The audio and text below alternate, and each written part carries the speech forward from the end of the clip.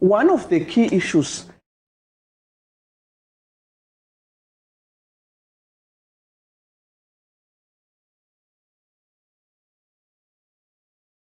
sessions. One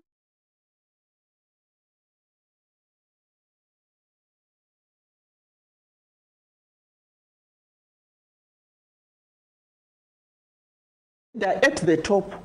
If they don't know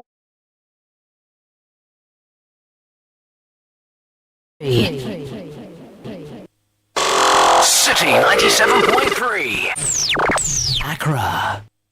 Eyewitness News. Be there as it happens. Citi News.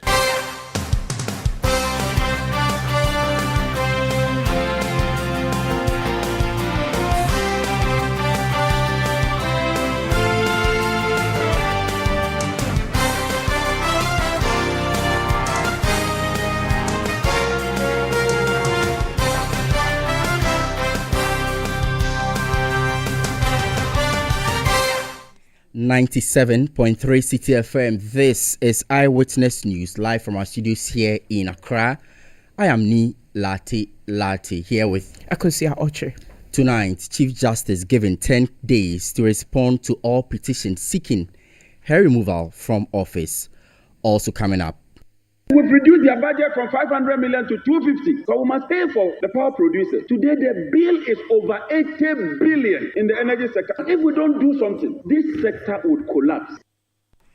Energy Minister slashes budget of Electricity Company of Ghana by 50%. Why? Over the missing containers. We'll be telling you why the action has been taken later. So this weekend, all roads are leading to the Accra Metropolitan Assembly, and we are just going to be there. It's a family affair. We are celebrating heritage, and we are crowning it all with a Back to Your Village Food Festival. All set, roads will be leading to the AMA forecourt for Ghana's biggest food festival this weekend, the Back to Your Village Food Festival by Citi FM and Channel 1 TV. Stay with 97.3 Citi FM for more on these stories and others later in business. Bank of Ghana hikes policy rate to 28% to strengthen disinflation efforts. Eyewitness News is not only broadcasting here in the capital Accra. Across the country, we are live on our partner stations, including Adwempa 100.7 FM in Takwa Beach, 105.5 FM and Sky 93.5 FM, both in Takrady, all in the Western region. If you are listening to us in the Bunu region, welcome to Green FM 95.9 in Sunyani, Focus 94.3 FM in Kumasi, Orange 107.9 FM in Kumasi, both in the Ashanti region. In the Volta region, we are live on Revival 99.3 FM in Tajehu, VOV Radio 95.7 in Hohoi, Northern region. This is Radio Bimbeland 91.9 FM. Quality 88.7 FM in Garu in the Upper East region, Tunson 97.3 FM in Wa, and Jarapa 96.1 FM in the Upper West region. This is Eyewitness News live on 97.3 Citi FM. I am Ni Lati here tonight with Akosia Oche. Our first story tonight has to do with the petition seeking the removal of the Chief Justice Gertrude Tokonu, and President John Dramani Mahama has given the Chief Justice 10 days to submit a preliminary response to 3 petitions seeking her removal from office. The directive outlined in a letter signed by the Secretary to the President, Callistus Mahama, follows petitions submitted on February 14 and March 17, 2025, alleging misconduct and abuse of power. My colleague Samir Yafi joins us with details of that letter from the office of the president. We know that the presidency announced the petition seeking the removal of the Chief Justice. The Chief Justice also wrote to the president asking for more reasons to those petitions, and in fact also said that she was willing to respond in 7 clear days. Today we are seeing a letter from the office of the president. What more does the letter say? And the letter is dated the 28th of March 2025, and it says petition for removal of the Honorable Chief Justice under Article 146 Clause 6 of the 1992 Constitution. And it reads, His Excellency has received 3 petitions from 3 individuals requesting your removal as Chief Justice. 2 are dated the 14th of February 2025, and the 3rd is dated 17th March 2025. Copies of the 3 petitions are attached. Now, following receipts of these 3 petitions on the 24th of March 2025, His Excellency wrote to the Chairman of the Council of State, forwarding the petition and informing Council of State that, in accordance with consultation processes required under Article 1466, he intends to, as an initial step, to send the petitions to you for your comments or response. On the 27th of March 2025, His Excellency received responses from the Chairman of the Council of State consenting to the request. Copies of these letters are attached. Now, upon receipt of the petitions, His Excellency was advised that per Frank Ejechum versus Attorney General and Bright Akwete 2005-2006, the Supreme Court of Ghana Report 732, the confidentiality attached to the procedures under Article 146 also extends to documents and other relevant materials employed in the proceedings. So what we do know is that the president has actually agreed to the request by the Chief Justice to forward these 3 petitions that we are talking about to which will be responding in 10 days, according to what the president has said. But the president has been acting on some form of disappointment in that same letter. What is the president? The president says, and I quote, His Excellency, however, note with disappointment that your letter of 27th of March 2025 addressed to him was circulating on social media even before he could review its contents. The letter was reportedly shared as an attachment to another letter you wrote to the President of the Supreme Court, the President of the Association of Magistrates and Judges, and the President of the Ghana Bar Association. Therefore, we are constrained to mark each page of the attachment, which are the petitions to the letter, restricted. Finally, His Excellency wishes to assure you that due process will be followed in handling this matter and that you'll be given a full and fair opportunity to be heard. And the concluding statement says, accordingly, you are respectfully requested to submit your response to the petitions within 10 days of receipt of this letter to facilitate further consultation between His Excellency and the Council of State. Signed, Dr. Callistus Mahama, Secretary to the President, and is copied to the Honorable Doa Jawo, the Chairman of the Council of State and former Speaker of Ghana's Parliament. So the President has given his assurance that due processes will be followed in terms of these petitions seeking the removal of the Chief Justice from office. Let's stay on this particular story and bring in Professor Bafo Ajimendua. He is a governance analyst and he joins us tonight here on Eyewitness News. Good evening to you, Prof. Thank you for joining us on Eyewitness News. What really are we seeing with regards to these petitions seeking the removal of the Chief Justice and what appears to be the back and forth between the Chief Justice herself and the President? Hello, Prof. Yeah, hello. Please, can you hear me? I can hear you better now. Yes. Oh, sorry about that. I was asking what you make of what appears to be this kind of back and forth between the Chief Justice and the President in terms of, these petitions seeking the Chief Justice out of office. Right. Well, I think somehow there is some lack of clarity in the Constitution regarding how this process will proceed. Of course, we know that the process seems simple. Somebody petitions, the President process it, forward it to the Council of State, he receives advice, and it goes on like that. But there are some critical elements that are not spelled out, and therefore we have this confusion. If you recall previous cases, such as in the case of the former Electoral Commission chairperson, Charlotte Osei, the petition went to the President then, Akufo-Addo, who simply proclaimed that he's just a conveyor belt. So he sent it to the Chief Justice. The Chief Justice had a panel. I think they requested Charlotte to respond, and then the whole thing was adjudicated. In the end, they confirmed that he should go. That is the simplest part.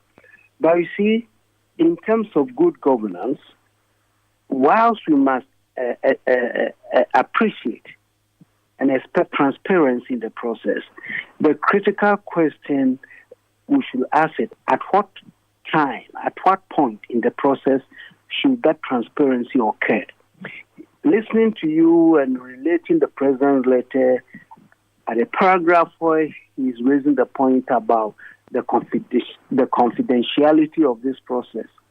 You see, if the president, after receiving the petition, had confidentially informed the Council of State for them to get the Chief Justice to respond, to establish the prima facie case before making it public, that would have been the better way, especially since this case relates to a Chief Justice. Mind you, this is not a case involving Bafo Jimandua, who is a non-entity in the society. We're talking about third most powerful, constitutionally speaking, powerful person in the country. So if you do not exercise that kind of restraint in terms of how you publicize it to turn into a political football, then we are taking the risk of maybe injuring national stability, and more importantly, also the reputation of people in the case. So I do agree with the president saying that, look, I wish you had treated this confidentially, and so they are constrained to remind her of the same. So in that sense, I appreciate the president's decision at this point to bring some kind of confidentiality to the process until the prima facie case is established, and then we know that the Chief Justice has some legitimate questions to ask. So that, for me, is an important move by the president. Also, you see, whilst the process indicates simply that the president should process it and send it to the next level, I think the president, based on the legal advice or on his own wisdom, also is what proceeding with the petition or not. He has to decide, even though the president is not obliged. You remember in the case of Akufo-Addo's decision on a similar petition by Professor Asari last year, the guy we popularly call Asar. The president looked at it and responded that, look, I don't see any merit in proceeding with this. So the matter ended there. So in a way, even though the Constitution does not prescribe that, I think the task for any leader is to assess every situation and on its own merit, bring certain issues to bear and make some decisions tentatively before even you proceed. So that also got nascent in this. So I think there are a lot of loopholes in these processes of dismissing very important political figures. And I hope that the Constitutional Review Committee, which is currently sitting, collecting information, these should be areas that they should look at so that there should be no ambiguities when it comes to the process of sacking very important persons in our political system. Two issues I see here. One, you cite what appears to be a constitutional lacuna, and also what you refer to as... Hello, please, Prof. Can you hear me? Is it better now? Okay. Yes, please, louder. All right. So I was saying that I see two issues here you raising, and one has to do with a constitutional lacuna, which has to do with how the process should go about, and also what you fear is a political football. You say, is it that you feel as if these petitions seeking the removal of the Chief Justice has something to do with political witch hunting? Repeat the last part. You say, I feel that what? I'm sorry, the line is just funny. Prof, let's try and reconnect you on a much better line. Apologies.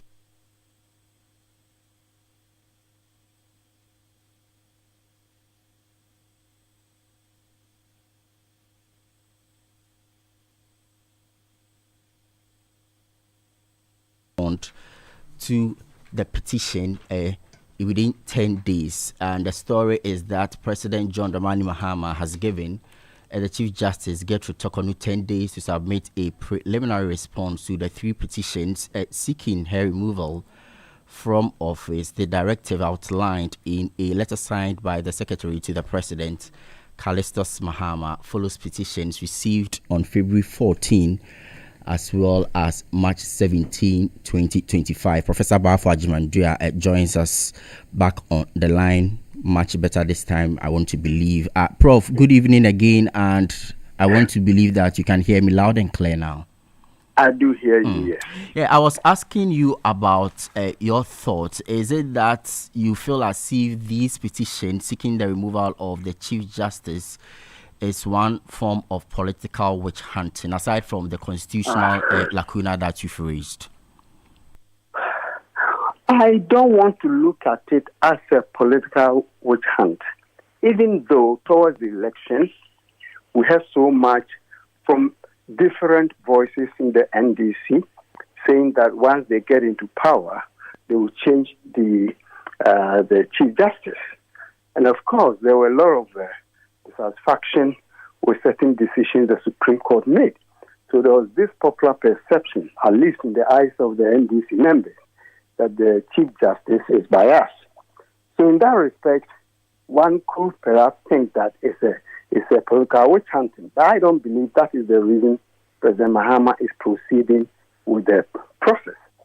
He's simply following a prescription by the Constitution, which says that if a petition is submitted, this is what you do. But again, let me repeat, that provision does not exclude any president making his own determination to see whether there's a prima facie case before proceeding.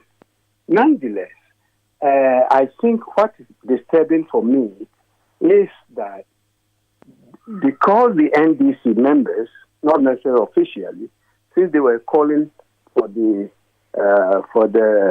action of the Chief Justice during the campaign, is going to look like it is. And mind you, we also know that former President Akufo-Addo did the same with the previous chairperson of the commission. So the most disturbing aspect of all this is that it's beginning to create the impression that anytime a new government takes power, they are going to displace certain political actors, important political actors. In this case, let me say the Electoral Commission personnel, and this time the Chief Justice. That is not something we want to consolidate or establish as part of our political culture. That is very dangerous. I don't think that should be the direction. We don't need that kind of vicious cycle where every newly elected government will have to act certain individuals in independent constitutional bodies. This is not the security sector. These are constitutional bodies, you see. So if we do that, then there's a certain sense of instability and distrust and lack of credibility that we bring to these institutions. So I think that also reminds us that perhaps the way we appoint our Chief Justices and the way we appoint even the heads of the so-called independent constitutional bodies, we need to revisit the appointment process. Because if the president is the one appointing, then somehow, of course, the Constitution also provides how you displace the person. But I think our political leaders in the past have not done well by not simply keeping away, giving the independence of these bodies to them so that they don't have to be seen as meddling in their affairs. So my greatest fear, and I hope President Mahama can break that cycle by not repeating the mistakes that Akufo-Addo may have done, so that we can now begin to see and build some confidence in our institutions, because we cannot go forward in our political process when every change of government also requires a Chief Justice to be displaced, Electoral Commission person to be displaced. We need to put a stop to that. But the president has already expressed some form of disappointment with regards to the letter to him from the Chief Justice already making its way to social media before getting to him. Do you think that this kind of disappointment being expressed by the president will have anything to do with the due processes he is assuring? Yes, I think the president in his letter, actually, I like the way he responded, because the president is assuring the Chief Justice of fairness in the whole process. We need that, okay? So that's what I'm saying. If, in fact, some mistakes have been done in the past, we do not seek to repeat those mistakes. So once the process is seen generally to be fair to the Chief Justice, then, of course, if in the end the process determines that he's not capable of continuing in office, I think that would be fine. But we should do everything we can not to allow this case to be seen as a political witch hunt, something that you mentioned earlier. If that becomes the case, then we are adding to the lack of credibility and the popular mistrust of the institution of the judiciary, and we don't want that to happen. So I believe that the president will do all he can to ensure that the process is open. Once they decide to put her on trial, so to speak, it should be open, fair, so that the outcome will be generally considered as legitimate. Once that happens, I don't have a problem with that. But if it has to appear that it's a political retribution because prior to the campaign, during the campaign, where some people promise you'll be taken out, so we are fulfilling our campaign promise by displacing the Chief Justice, then I'm afraid it becomes purely political, and we should not go that way. I see. But let me bring in the role of the Council of State. I must say, you know that the recommendations from the Council of State will be the final decision that the president will be taking. And mind you, the members of the Council of State are members duly appointed by the president in question. What would be your advice? What would be your advice to the Council of State, key members in there who are appointed by the president? Well, let's put it this way. Members of the Council of State, appointed or not, are representing or should represent the best interest of the country. Currently, I personally have full confidence in the chairperson of the Council of State, the Honorable former Speaker Duajahu. He's a man of integrity, and the council also comprises certain other highly respectable individuals like the former Chief Justice and many others. So I think they will develop their own independent mind in providing the needed advice. I may be tempted to say that perhaps in the past, the Council of State perhaps was not giving the best advice to our president. This time around, let's hope that they will do that. Because you see, as a Council of State, they are not there for any particular political party. And they are there to provide an important, I have advocated once for the dismantling of the council, but since it's still in place, I will argue that they are there to provide the best advice to a president, irrespective of the political consequences. They are not expected to put on political lenses in making their judgment. So, in fact, in this particular case, as you know, the president announced to the nation that he was forwarding the petition to the Council of State. And he did so before the Chief Justice came out the other day to say, look, I have not been notified. I don't have copies of the petition. Then today, we hear that the president has requested send copies to the Chief Justice.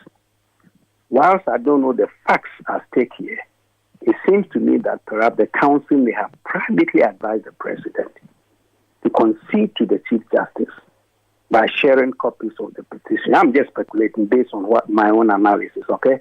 So with that, if that is the case, as you say, I'll be very impressed that the Council of State, in this case, in fact, if the council that provided that private advice to the president to do what he just did today, then I'll be very impressed that, in fact, the council is on the right track. So let's all hope and pray that all people put in positions, these kinds of positions to safeguard the interest of the state, they will act with a certain integrity, always looking at the country's interest and the need to protect constitutional bodies. In this particular case, we're talking about the judiciary. It's an important leg of governance. So if we jeopardize that leg by making it disabled, by making it look like it's not credible, it's not legitimate, then I'm afraid we are cutting ourselves short. So I think these kinds of advices are very critical, and I have every confidence that the Do Ajaho Council will provide the needed and necessary advice to the president for the president to do the right thing all the time. We are grateful for your time. That's Professor Bafo Ajimandria, governance analyst, speaking to us on the letter written by the president to the Chief Justice to respond to the petitions that have been brought before him. Eyewitness News on 97.3 Citi FM. We'll be back with more stories.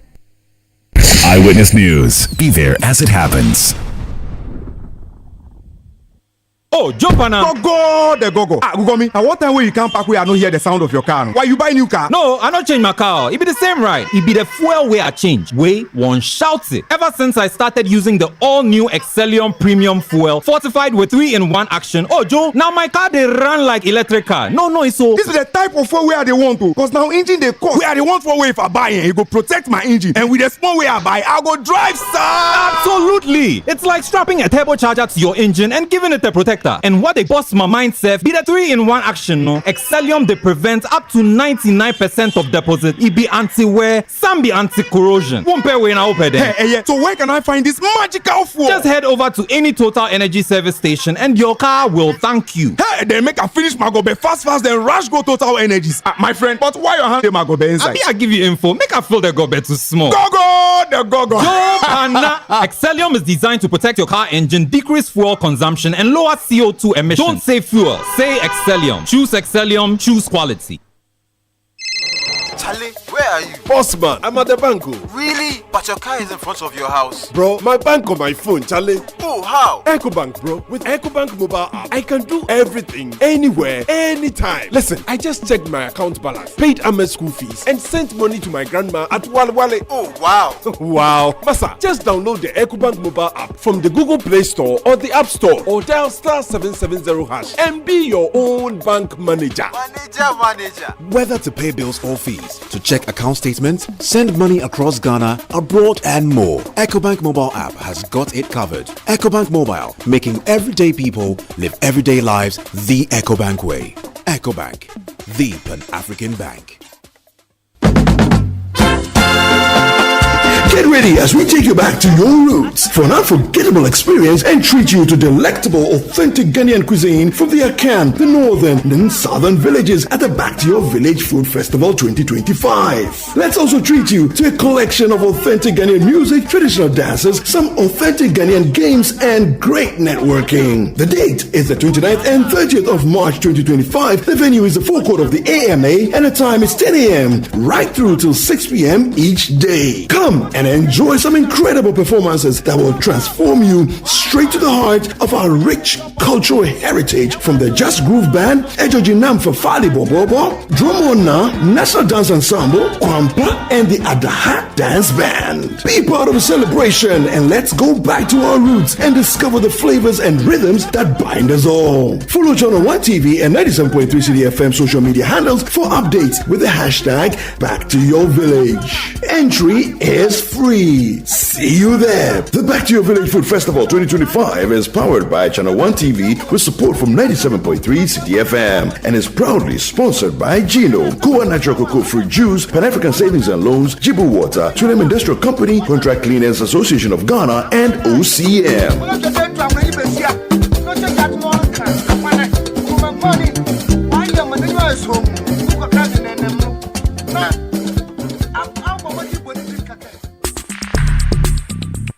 Let your voice be heard on Eyewitness News on Facebook at facebook.com/Citi97.3, Twitter at twitter.com/Citi973, and Instagram at instagram.com/Citi973 with the hashtag Eyewitness News. You're welcome back. Thank you for staying with us here on Eyewitness News on 97.3 Citi FM. I am Ni Lati here with Akosua Ochre, who brings us more stories. The Minister of Energy and Green Transition, John Jinapor, has announced a reduction in the budgetary allocation to the Electricity Company of Ghana from 500 million cedis to 250 million Ghana cedis. Well, he noted that while the ECG was initially allocated 935 million Ghana cedis in 2023 for planned procurement, the company exceeded its budget by 7.3 billion Ghana cedis, primarily in cable purchases. Well, this has contributed to revenue shortages, leading to containers remaining uncleared at the port due to unpaid fees. Speaking on the floor of Parliament, John Jinapor outlined measures to address the situation. And we'll be hearing from the Energy Minister very shortly, but let's go on to the phone lines and speak to the minority leader as well as MP for Ifutu, Alexander Apenyomarkin, who is actually a former board chair of the Electricity Company of Ghana. Good evening to you, Honorable, and thank you for joining us on Eyewitness News. First off, what do you know about these missing containers belonging to the Electricity Company of Ghana? Hello, Honorable, can you hear me? Your line is very bad. Hello? Apologies. Is it quite better now? Can you hear me clearly now? Yes, it's still breaking, but it's better than before. Okay, then let me shoot my first question if you are going to hear me. I was asking what you know about these missing containers belonging to the Electricity Company of Ghana. Your line is breaking. I can't hear a thing. All right, sure. Honorable, we're reconnecting to you. But Akosua, let's hear from the Energy Minister, John Jinapor. Payments of serial numbers. They are received at the port. They are entered into a document. There's a manifest for it. Before they move on, somebody has to sign for it. It has to go through an agent. It has to get to a destination. And I will trace all of that. We will trace them. That is the way to go. Already, I have written to the Bureau of National Investigations or National Investigation Bureau to commence investigation. And so, Mr. Speaker,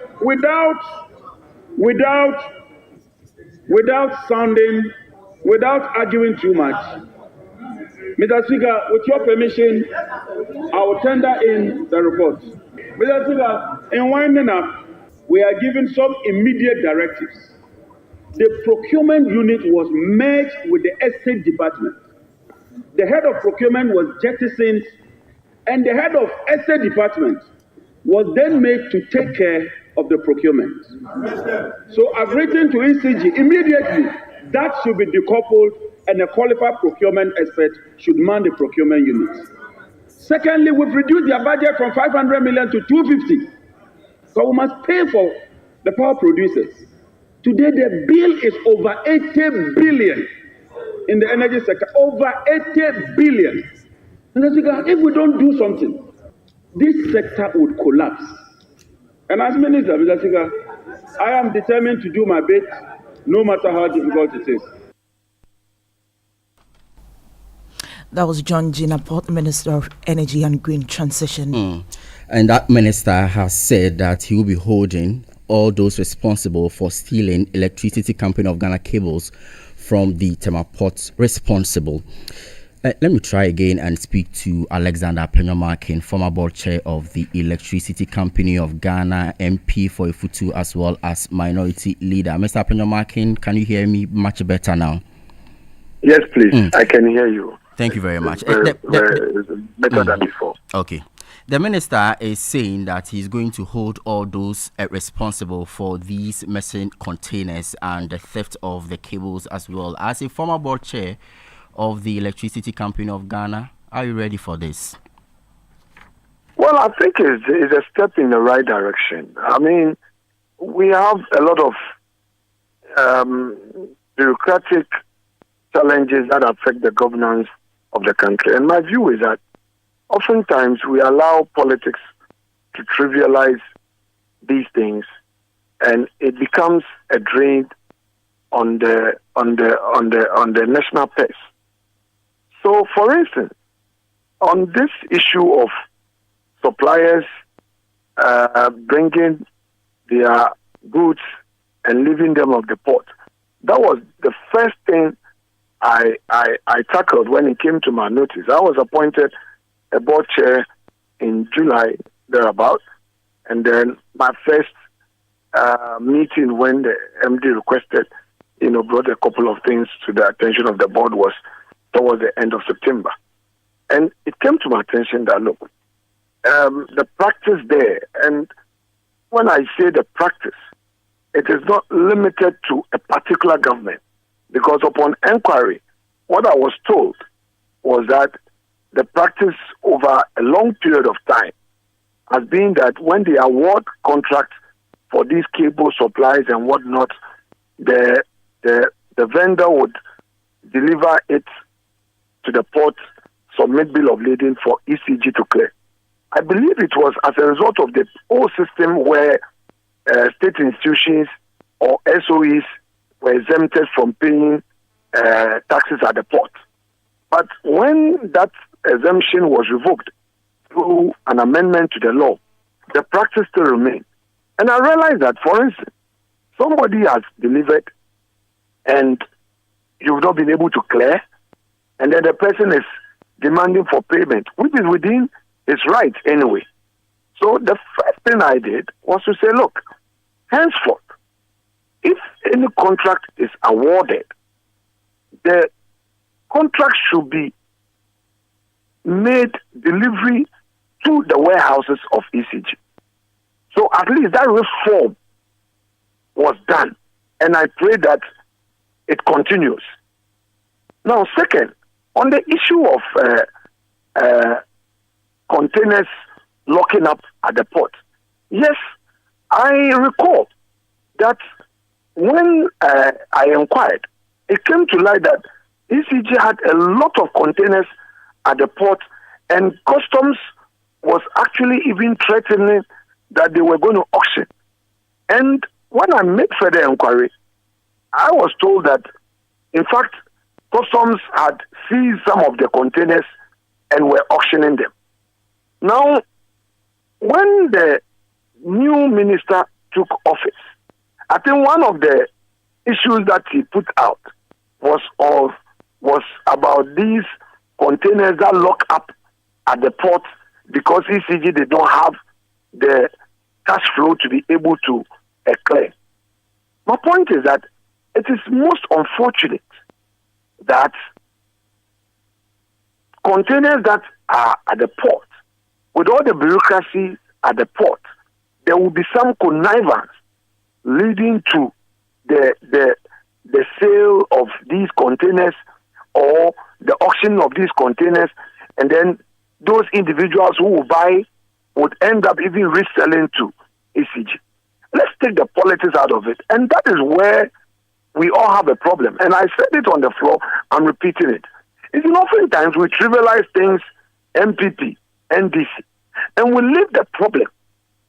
If you hear people lamenting the problem at ECG, it goes beyond these containers.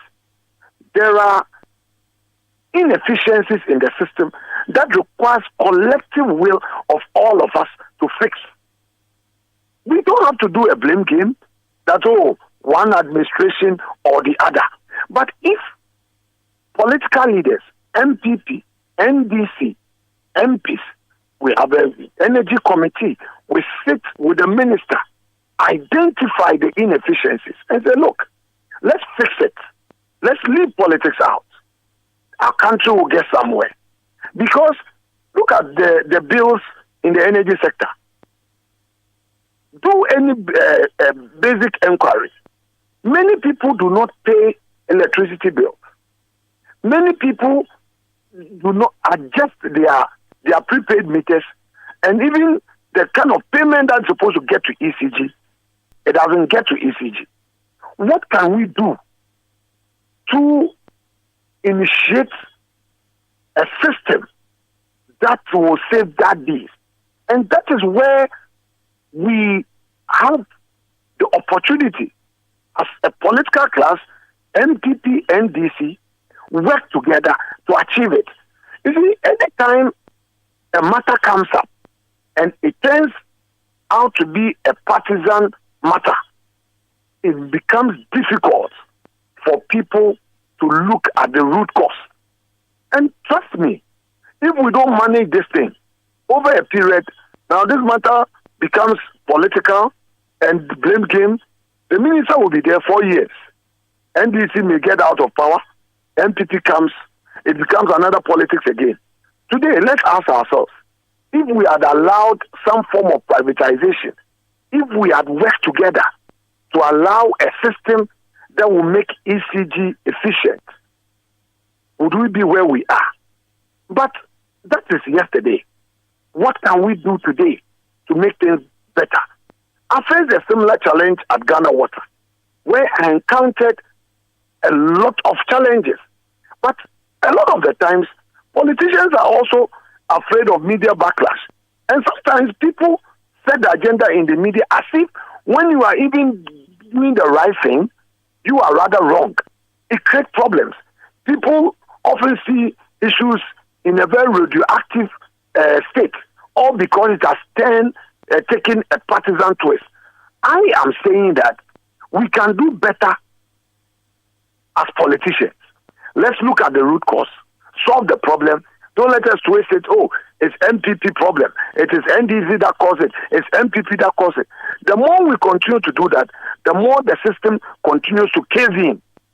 And we shouldn't be too comfortable. And that is my call. And I am assuring my respected friend Jinapo that if he is indeed committed to an overhaul, he should count on our support. Right, but Mr. Apanyomakin, if you say we should be taking politics out of this, I want to be clear, who is politicizing what? Is the fear that these missing containers happened under your tenure as board chair of No, please, don't let us go there. You take it there, you trivialize the issue. I'm not ready to make a partisan comment on this. The time has come for us to lift the bar a bit up. Anybody who would want to do partisan politics with it should go ahead and do politics with it. If NDC is in office, if they want to do politics and do that usual blaming, so be it. I would want to stick to it with the aim of ensuring a solution, because we have systemic problems in our public service, and we know that in a lot of our SOEs, there are structural deficiencies, inefficiencies that affect the state. I believe that let us use this issue to tackle it comprehensively and get all hands on deck. It doesn't matter the party that is in office, because for all my experience in public life, I have come to realize that oftentimes we in the political class allow the system to get broken, get rotten, and we play politics with it, or we get played. And without looking at the main problem, the thing gets worse by the day. Can we, in the name of the reset being told us, say that let us work together and fix it for the benefit of all of us as Ghanaians? I will not go into it got missing during MPP time or it got missing after 7 January. I won't get there. I don't want to get there because it will not help us. That will mean taking partisan stance, and then the problem will be there. You know, recently, when they tried to implement the cash waterfall thing, you know, the only money they got for ECG last month was 40 million. Their salary alone is in excess of 100 million cedis. For me, this in itself should be of great concern to every worker in ECG. It should be a wake-up call that the politics we play with issues, it doesn't solve the problem. Now, if they give you 40 million and you cannot pay salaries, go to ECG and ask them whether their salaries or statutory payments have been made, let alone other suppliers. So the problem is there. If you fix it, you get more money. If you don't fix it, it gets worse. And in the end, the Ministry of Finance would have to cough for it. And then if you cough for that money, It is affecting other developmental commitments and all. But we can encircle ECG, we can barricade it and say, look, colleagues in parliament, come, let's sit together. Civil society, let's sit together. Other stakeholders, workers, union, let's sit together. These are the problems. Let us create an orientation to tackle it. If we do that, we'll get solution. But immediately it becomes the usual MPP, NDC. I'm afraid it will get worse. And I don't want to get there. If they want to do it, they can proceed and do it. But in the end, the problem will come back and haunt all of us again.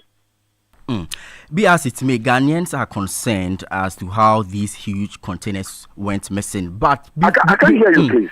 I'm saying that briefly before you go, I just want to find out from you that the action taken by the minister to slash the budget of the electricity company of Ghana by 50% as a result of these missing containers. The line is breaking. You said the action taken by the minister. Yes, to do what? I was asking you about your general thought on the action taken by the minister to slash the budget of the electricity company of Ghana by 50% as a result of these missing containers.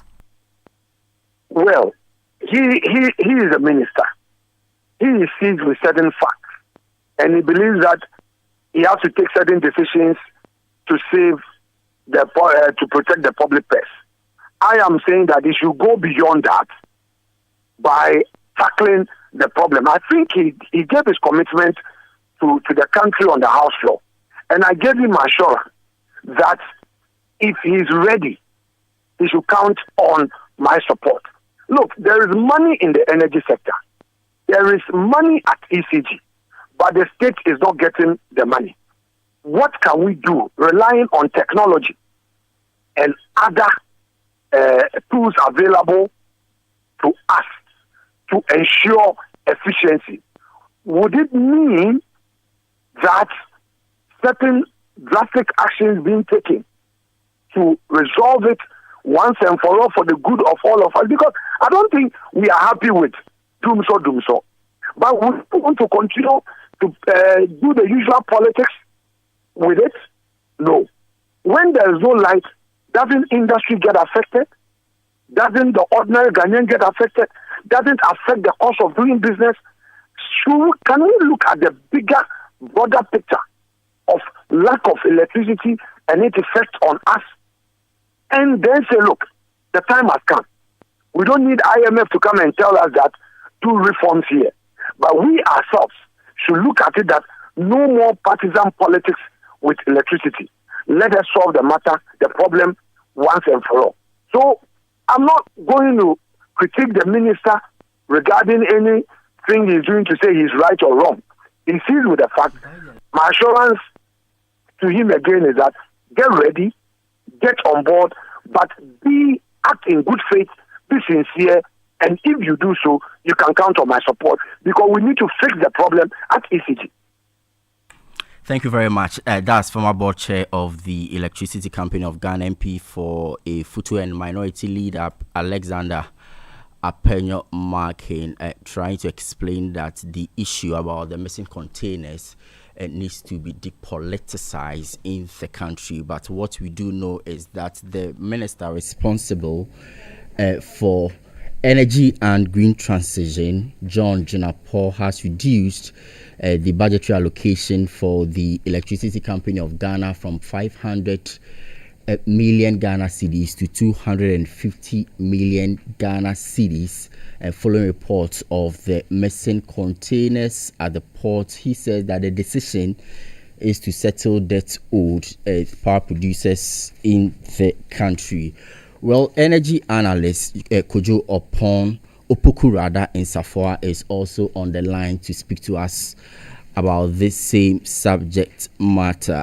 Mr. Nsafwa, good evening. Thank you for joining us on Eyewitness News. Containers, huge as they are, went missing from the port. We are being told that they found their way into a warehouse somewhere in Pong and Shire Hills. A company smelting it into aluminium bars for export. Isn't this concerning to the energy sector? I didn't hear you well, sir. If you will repeat the question you asked. Hello? Hello, sir. Good evening. Can you hear me? Is it much better now? Good evening. I can hear you now, but I didn't hear the question you posed. If you can repeat it. Yeah, I was asking you how concerning this issue of missing containers finding their way into an aluminium smelter company. My brother, I say good evening to your listeners. I don't think this thing is even criminal. I think it's evil. That's what I think it is. We have gotten to the point in Ghana where, for me, it's scary. Let me tell you why it's scary. It's scary because these containers are in the inner holding of the port. Duties have not been paid. ECG have not paid the duties. So it is still in the custody of the port. It's still in the custody of all the security and all the eyes that we have that guards things that are in the port. People have been able to connive with all the security and all the checks and balances in the port to remove these containers and giving them to a Chinese company who is melting them. Ghanaian money that's been used to import brand new cables for our electricity distribution, somebody think that it should be given to a Chinese person to melt it and do it into poles. Does that make sense, my brother? So I don't even think it's criminal. I think it's evil. And we should basically put politics aside, all come together as a nation and make this a number one priority issue. Find out the corporates, those at the ports, those in the middle, everybody line them up. And look, I don't want to say what I would do to them, but look, we need to just make sure that these people are jailed. But with this picture that you paint, my only suggestion would be that then it is going to be a challenging time for the energy sector now that the budget of ECG alone has been cut by half.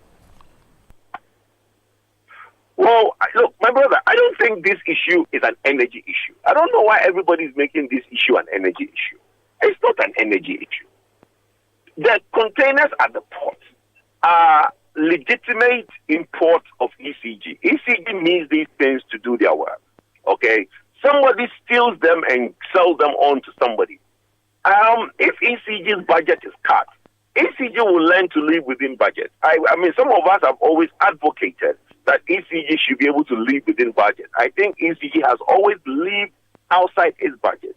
When you look at the tariffs that we pay, the only thing that ECG is entitled to is what is called the distribution service charge, the DSC. Okay? The distribution service charge is not the entire tariffs that we pay. It's a small portion of the tariffs that we pay. And that is what ECG is supposed to use for its operations. Over the years, ECG has not lived within the distribution service charge. They have lived on everybody's money. So if the minister today is saying that, look, I'm going to put measures in place, ECG is only going to get the distribution service charge, that is what they're supposed to live on.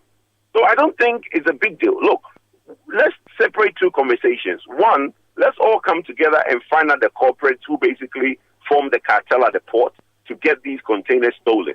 Then we can look at the issue of ECG living within their means at a later date. All right, we are grateful to for speaking to us this evening. That's energy analyst Kojo Opon, and so far speaking to us about the budgetary cut of the Electricity Company of Ghana. He feels as if this will allow the company to live within its means. This is 97.3 Citi FM. We are bringing you Eyewitness News live from our studios in Accra. I am Ni Lati here with Akusu Alchiri. Eyewitness News. Be there as it happens. Sewudru krum na wote yes charcoal toothpaste aya no ya hwe no bi amfa so kwan na no wa chenchena esane se charcoal toothpaste bebre ane wodwa so na so nyane nyina na yema wose titru mpo ni se wo nyini no bon ho modin se wo beto charcoal toothpaste a ye di bidia nkasa ye na anya dai kekene de agumu na wodi yin keka wafiri usimu na wo se anya hoden na se efita to charcoal toothpaste fluoride ewo mu na bo se ho ban na mana ye din da ekosi se oboba kokora na sa abrewa Pepsodent charcoal toothpaste paste deɛ wɔde bidie lemon mint ana zinc ana akabo mu ayɛ enti ma wɔsɛ den na wɔnum so ayɛ hwam da mu ni nyinaa Pepsodent deɛ yenim no dada o enti wɔsɛ de bidie lemon ane mint akabo mu ayɛ deɛ ɛne na kyerɛ sɛ yɛsen adamfo no no ɛbɛm wɔnum ayɛ hwam na abɔ wɔse ho ban afiri kekawa bia mu to Pepsodent charcoal toothpaste fetwi wo se na ma wɔse ho ban abrɛ bia. Football's magic never fades, even from the couch. The sound of halftime banter replays at the touch of a button. Cheering with my chosen crew. Pure game magic. It's like I'm there, but with a better view from the comfort of my home. Priceless. From the March 3rd to April 30th, pay with your MasterCard, online or in-store, and stand a chance to win a unique priceless viewing experience of the UEFA Champions League final for you and your friends. MasterCard, proud supporter of non-stop fans. T&C supply. Eyewitness News. Be there as it happens. You're welcome back. This is 97.3 Citi FM. The show is Eyewitness News. I'm Neil Atilati doing this with Akusuya Ochre. Let's bring you more stories. The minister responsible for local government, chieftaincy and sanitation, Ahmed Ibrahim, is proposing the introduction of a levy to address the country's sanitation challenges. Speaking to journalists after a sanitation forum here in Accra, he stated that the levy would be dedicated to tackling sanitation issues nationwide and called for collective efforts to improve sanitation in Ghana. I have just assumed responsibility, and sanitation has just been brought under us. Establishment authority and a sanitation levy, sanitation fund will call for a sanitation levy. Well, when you are creating a fund, it means you are instituting a tax. It has to be taken from somewhere to come and establish the fund. And it is long overdue. So it is something when Parliament reconvenes after this adjournment, as a ministry will visit it and it will be done. That's Minister for Local Government, Chieftaincy and Sanitation, Ahmed Ibrahim. Let's get a reaction on this. Amal Fori Entry is Executive Secretary of the Environmental Service Providers Association. Good evening to you, Amma. Thank you for joining us on Eyewitness News. We are trying to work the lines and get Amofori Entry, who will be reacting to this development from the Minister of Local Government, Chieftaincy and Sanitation. But before that, let's take you to the courts now. The Accra High Court has reduced the bail condition for the former Chief Executive Officer of the National Signals Bureau, Kwabena Edubuahin, from 120 million Ghana cedis to 80 million cedis, while that of his wife remains unchanged at 80 million cedis. The couple has been in custody amid an investigation by the Economic and Organized Crime Office (YOCO) of allegations of embezzlement, fraud, and illicit financial transactions. Edubuahin, who served as Chief Executive Officer from 2017 until his departure in February 2025, is accused of diverting state funds into personal accounts. Reacting to the ruling, the legal representative Samuel Achia expressed confidence that his client would meet the revised bail condition. Let the people who have incarcerated you, because you will know that if your liberty is at the sufferance of those who have captured you, you can never go home.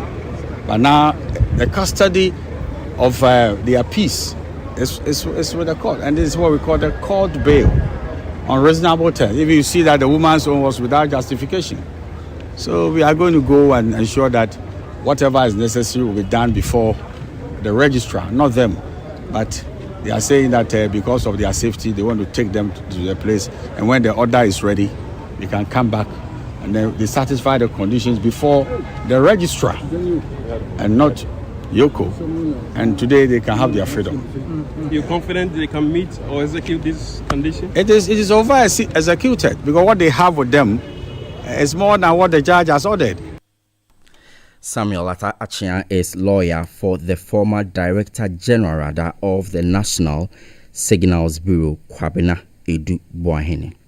Let's go back to that story that has to do with the proposed levy by the minister responsible for local government to help deal with sanitation issues in the country. Amofori Entry Executive Secretary, Environmental Service Providers Association in Ghana, joins us at that telephone. Good evening to you, madam. Thank you for joining us on Eyewitness News. If collective efforts and National Sanitation Day have failed, is it levy that will change anything? Good evening and good evening to your cherished listeners. When we talk of the sanitation levy, I think the Honorable Minister hit the nail right on the head, and it's a sign of leadership. I want to believe he seems to understand the terrain. What we currently need in this country is a fund that will be set up purposely for sanitation in this country. And when I'm talking about sanitation, it's not only limited to solid waste. We are talking about treatment of liquid waste at the toilets. And currently, as a country, we are even battling with cholera. We need to also treat wastewater and all sorts.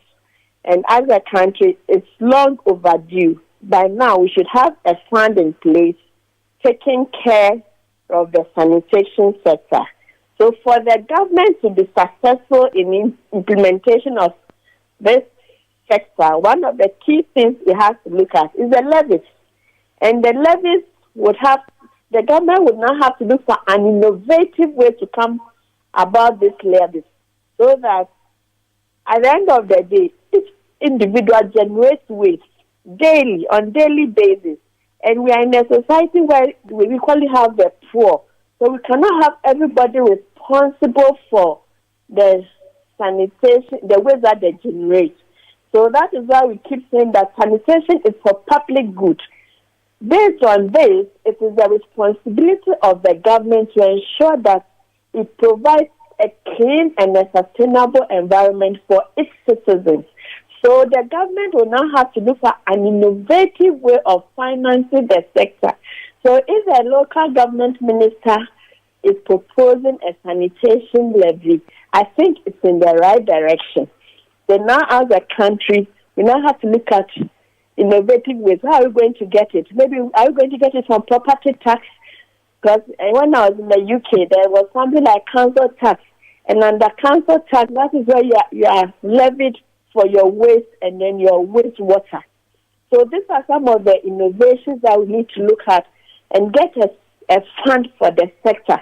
So I think what he said was right and is a good form of leadership for the sector. I see, but we also know that there is this 10 pesos, tax on every liter of petroleum product, which is sanitation and pollution levy, and so already we are paying something for sanitation and pollution already. So why the need for this new levy and the strong case you make for it?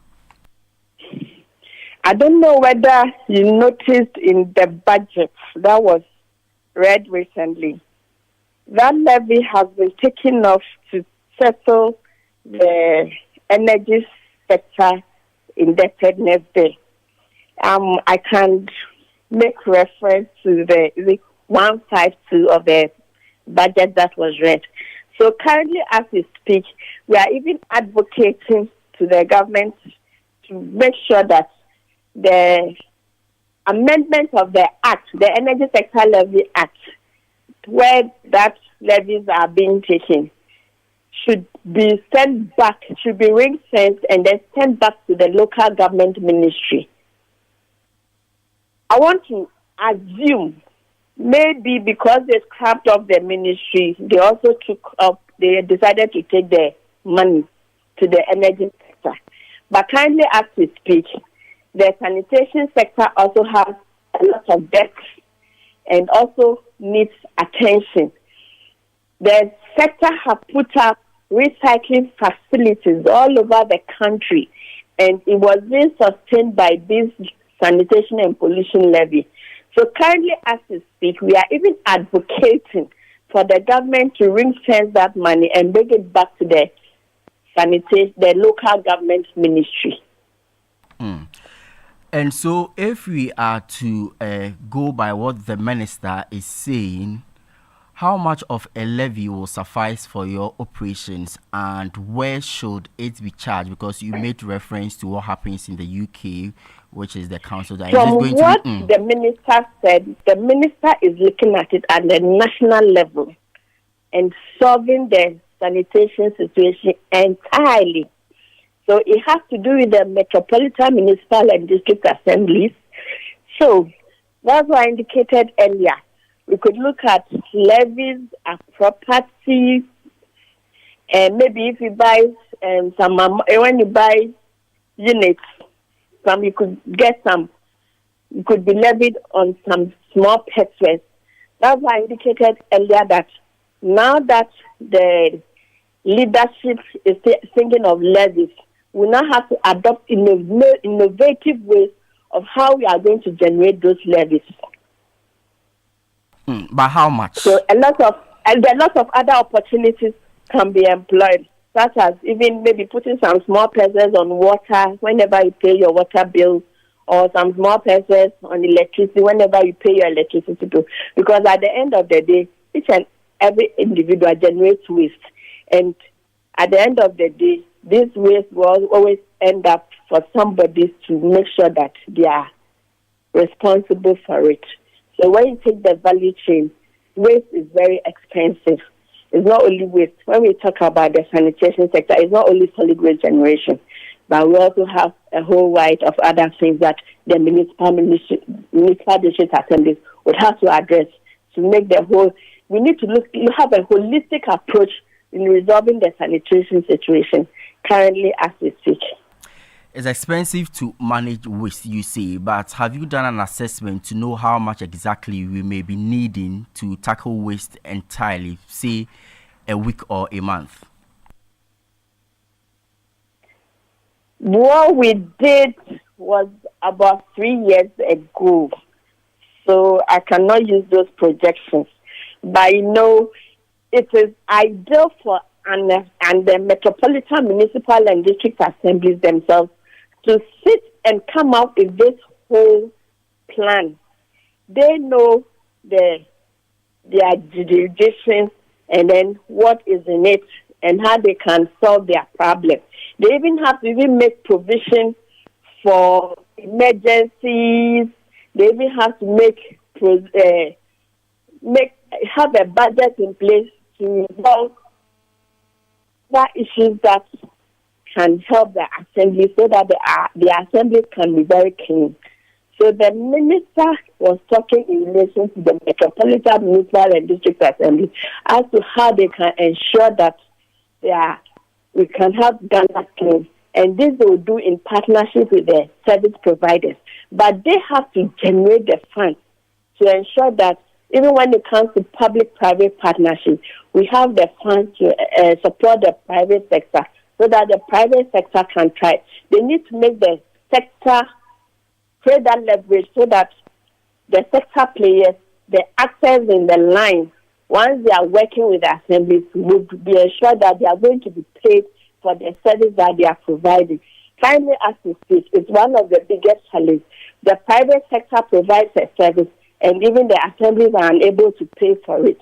So what he is proposing is a good and laudable one, which I think as a nation we need to look at it and see how we can generate other innovative levies to support the sector and have a very well. That's Executive Secretary of the Environmental Service Providers Association, Ama Ofori Entry, still here tonight on Eyewitness News. We'll be back with the very latest in the world of business.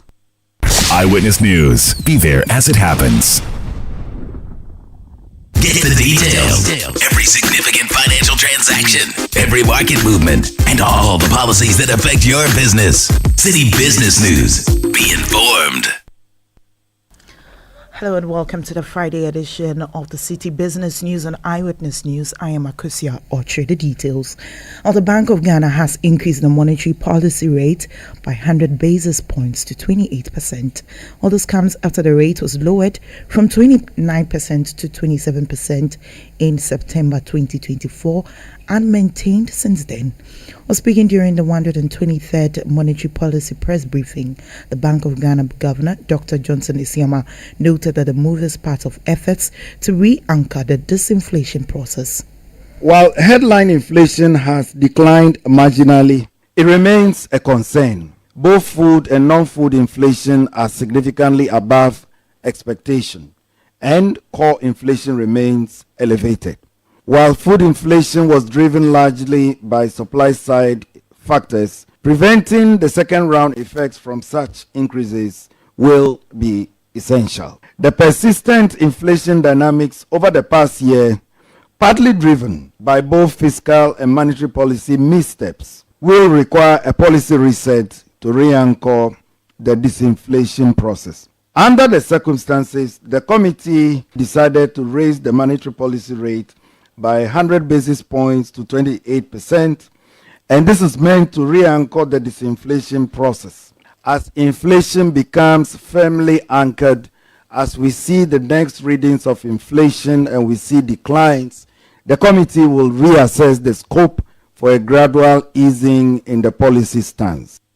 That was Governor of the Bank of Ghana, Dr. Johnson Isiama, speaking there. Now, the Chief of Staff, Julius Deborah, has urged the need for transparency and accountability in the regulation of public utilities as he inaugurated a new 8-member board for the Commission. While speaking at the inauguration ceremony on Friday, he charged the newly constituted board to prioritize fairness, efficiency, and transparency. And let me, on behalf of the President, thank you all for accepting to work hard for him. And as you might be aware, this government is in a hurry. But at the same time, we need to make sure things are done meticulously. We're voted into power to take care of the people's interests. And as much as possible, we need to always have that at the back of our mind. His Excellency is determined that the energy sector and all other utility services discharge excellently. And so we encourage you as much as possible to pay attention and give out all your best so that the government will look good and the people will be satisfied. That was Chief of Staff Julius Deborah. Businesses and investors have been encouraged to take advantage of the Ghana Stock Exchange's strong start in 2025 to raise long-term capital and also expand their enterprises. The Ghana Stock Exchange Composite Index recorded a 6.97% return for investors in January, signaling a positive market trajectory. When speaking at the Facts Behind the Figures Forum, Deputy Managing Director of the Ghana Stock Exchange, Frank Bailey, reassured investors of the exchange's commitment to transparency in providing accurate market data. As at yesterday, the composite index has increased by about 27.21% relative to 11% for the same period last year. The financial stock index improved by about 28.57% relative to 4.85%. That tells you that our market is on the high. Even the bond market, the volume trading on the bond market has increased by about 39.97%. So all these reflects improved market activity and positive sentiment, thereby underscoring the resilience and the confidence in our market.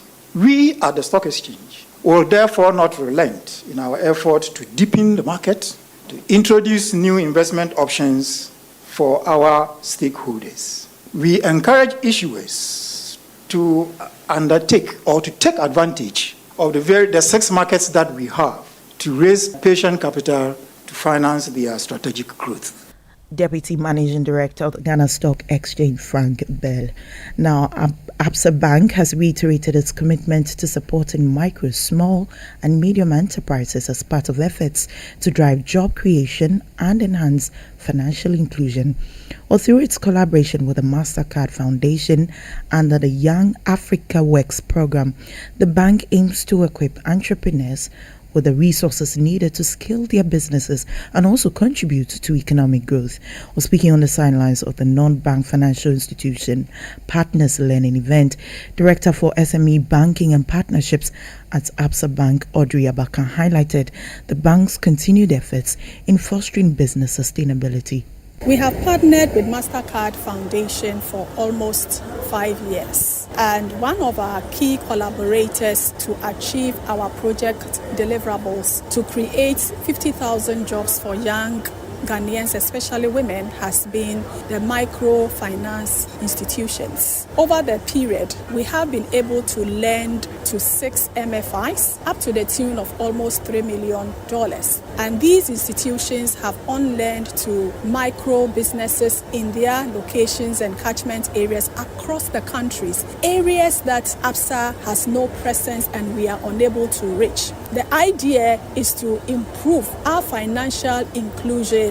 The reason why we have gathered here today is to bring all of these microfinance institutions that we have supported to reflect on the journey that we have embarked on with them, to learn from their experiences, to generate very healthy feedback, and then also to glean insights that would help us to improve.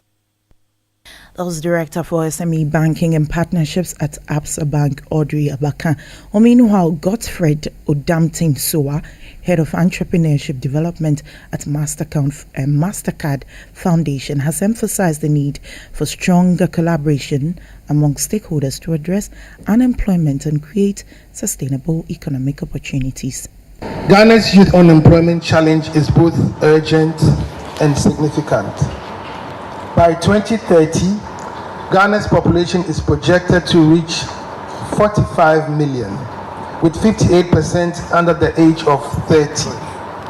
An estimated 10 million young Ghanaians will enter the labor force between now and 2040. What does this mean for us?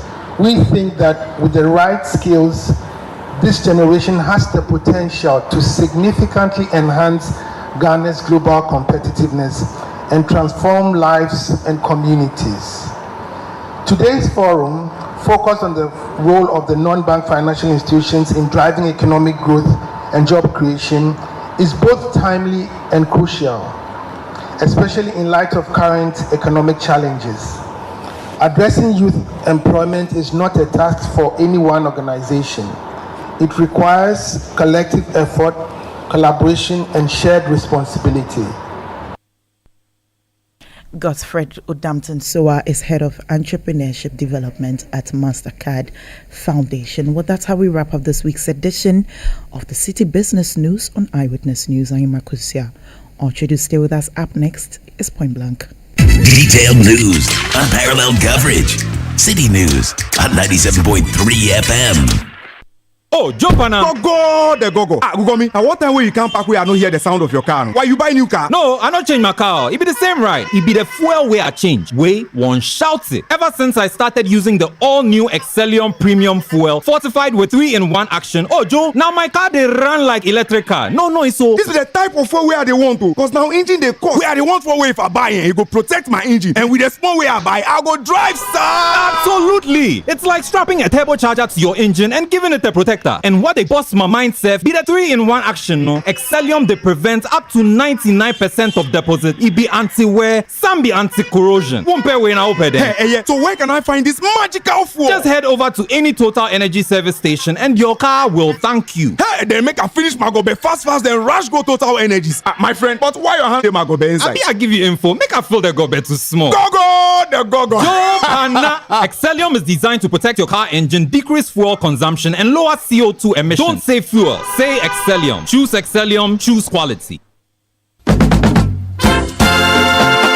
Get ready as we take you back to your roots for an unforgettable experience and treat you to delectable, authentic Ghanaian cuisine from the Akan, the northern and southern villages at the Back to Your Village Food Festival 2025. Let's also treat you to a collection of authentic Ghanaian music, traditional dances, some authentic Ghanaian games, and great networking. The date is the 29th and 30th of March 2025. The venue is the forecourt of the AMA and the time is 10 a.m. right through till 6 p.m. each day. Come and enjoy some incredible performances that will transform you straight to the heart of our rich cultural heritage, from the Just Groove Band, Ejojinam Fafali Bobobo, Drumona, National Dance Ensemble, Kwampa, and the Adaha Dance Band. Be part of the celebration and let's go back to our roots and discover the flavors and rhythms that bind us all. Follow Channel 1 TV and 97.3 Citi FM social media handles for updates with the hashtag Back to Your Village. Entry is free. See you there. The Back to Your Village Food Festival 2025 is powered by Channel 1 TV with support from 97.3 Citi FM and is proudly sponsored by Gino, Goa Natural Cocoa Fruit Juice, Pan-African Savings and Loans, Jibu Water, Trinum Industrial Company, Contract Cleaners Association of Ghana, and OCM.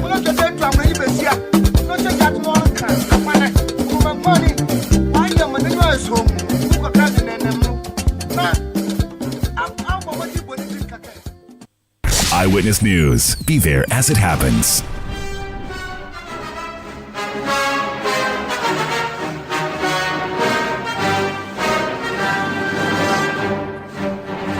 .3 Citi FM. This is Eyewitness News. I am Neil Latte. Time now for Point Blank. And if you do not know the biggest thing to happen in the national capital this weekend, we are here to tell you about it. It is the Back to Your Village Festival by 97.3 Citi FM and Channel 1 TV, where there will be lots to eat and drink. Indigenous foods, I say. And so joining me in studio now is Kweku David, Programs Executive here at 97.3 Citi FM, as well as host of Breakfast Daily on Channel 1 TV. I can see Kweku David smiling. It tells you that all is set for tomorrow, isn't it? Absolutely. All is set for tomorrow. We're ready. We're ready. Tell me, how far has preparations gone in terms of the Back to Your Village Food Bazaar happening at the AMA forecourt tomorrow? Okay, so the food festival, we started this thing off as a bazaar, right? For a couple of years we did a bazaar, but now it's a festival. So it's a full-on experience of everything you can imagine when you go down to, let's say, your village during a festive season. All right, so imagine going down to your village at a time when they're having their special festival, the things that will happen, the food, the dance, the music, the games, the fun, all of that is happening in 48-hour experience. So it's 2 full days. Saturday 10 a.m. to 6 p.m. Then Sunday we return at 10 a.m. But this time round, we've anticipated and planned for the holiday. That's on Monday and Tuesday. So now we're going to we're extending. So it's 10 a.m. to 10 p.m. Full 12 hours. And we're ready. Everything is set. So tomorrow by 10, you see, we're not saying come at 10 and food will be ready by 12. No, we're saying come at 10, food is ready by 10 when you arrive. Yes, that's what we're saying. So what kind of food are we talking about? Oh my goodness, everything's there. Everything. I mean, listen. How many villages this time around? So we have 3 broad villages, right, covering all the different possible areas of Ghana, right? So we have the northern village. All the different foods in the north you can imagine will be represented. We have the Akan village, which is almost like a middle belt kind of village, right? And it covers all the different ranges of food you can imagine there. And then we have the southern village, which takes care of the coastal belt largely. So you're looking at the Volta side, you're looking at the Ghana side, and everything is catered for. Yeah. So those are the 3 villages we have. I see. I'm hoping that it's not all going to be about the food. Tell me about the music and the fun activities that will be happening. All right. So it's a festival. So at a festival, you expect music, you expect dancing, you expect excitement and games and fun, and we're bringing all of this. All right, so we'll have some local games will be playing there. Of course, there's Ludo, there's Owari, all those will be represented. It's going to be happening. But the music, so this time around, what we have done is that we're going to have both days a full representation of authentic Ghanaian music. Now, I don't know if you saw the brass band that led out, the Heritage Caravan at the beginning of March, on the 2nd of March. So the Just Groove band will be on point, giving us fantastic, display of the brass band feeling. We'll be having that. That's going to be on day 1. So that's Saturday, right? We also have Ejojinam for Fali Bobo band. Yes, so they'll be there, and I don't know if you saw snippets of Bobo happening on TV this morning. Good. There's going to be a full-on experience. Okay, this one is not in studio. This is going to be outdoors. A lot of fun, a lot of excitement. So we're looking for that, and then of course Dromona will also be there. And that's on Saturday. Then on Sunday, we have the National Dance Ensemble coming to give us cultural displays and different dances, from different parts of the country. Then, a lot of people's favorite, Kwampa, will be there as well. Now, imagine Kwampa being there in the same space as Adaha Dance Band. Great combination. It will be wild. And so, I'm just excited about the fact that we're going to extend into the night, late into the night. A lot of celebration and festivities and festive mood. It's going to be a great weekend. 6 different bands across 2 days. I'm telling you. No. And each one of these bands are going to bring in their unique style. I'm telling you, and they are coming on for a full-on performance. In combination with the food. Yes. I see. So let me talk to you about this bit of the whole conversation as far as Back to Your Village Food Bazaar festival is concerned. We are crowning the Heritage Month. And so how is this important? Bringing all these people, the vendors, the various music groups and patrons to celebrate the rich indigenous foods that we have here in the country. All right. So you see, the thing about the Heritage Month is talking about our heritage, our who we are as a people. Right, and one of the things about Ghanaians is that we love our meals. Many people come to Ghana and they say, how do you have so many foods in one country? Right, but that's who we are as a people. It's part of our heritage. Then we are full of color, we are full of life. Okay, so now we've been through the entire month. We had a Heritage Honor series. We started the month with Heritage Caravan. We had a Heritage Honor series, different conversations and so on and so forth. A representation of who we are as a people. But now we're saying that listeners, patrons, viewers, everybody, make your way down to the AMA tomorrow morning by 10 a.m. Be there. We will be live, and we are going to celebrate as though each of us has traveled to their village during not just any time, during a festival season. You see, because it's different when you go to a village on the weekend compared to when you're going to a village during a festival. You see, so we have Afashe in Cape Coast. We have Ujra in Ekropong. Imagine if each one of us going back home during a festival season. We are all gathering for one huge festival. It's like the national festival that's going to be happening at the AMA forecourt for 2 days. And we have been doing this over the years. Yes. And I have been there, you have been there, and you know what you are talking about. Yes. So if we say indigenous foods, I want to believe it's not the normal one that we eat. Oh, no. There'll be potom. So there'll be potom, there'll be a papansa, there will be fufu and a bunabunung soup. The different kinds of soups to be represented. This morning we had Cuisine Art. Cuisine Art is the anchor vendor for the Akan village. And Cuisine Art said, listen, she said she has a soup that has in it what she refers to all nations. So when she scoops one ladle of the soup, everything's going to be inside. And she said, look, the crab is not the one that lies down, it's the one that stands. The pompous one. Thank you. The one from the forest, not the one from the shore. You see. So all of that, and so there's everything you can imagine. What about drinks, local drinks? So we have a lot of local drink vendors that will be on hand to serve us and give us all the different drinks you can imagine, from Aliha to Sobolo to Zonkom to Lamujin, to all the different things, so Asana and all of that. We'll have all of that available. Then we'll have snacks also. Could be cake and cutting cake, all the different things. My favorite. Thank you. All of them will be available, and then desserts like Abelewo.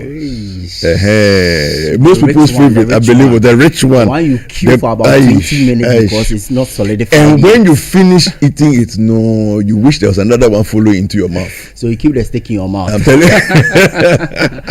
So what about the people coming? And should they be worried about the huge numbers you are bringing in terms of security, car parking, and even kids? Are they allowed to be there? So we actually have a kids corner, that will be taking care of kids over there. Now the thing is, it's a family day, so we've prepared and planned for the family, and so everybody can come down. We have a lot of security.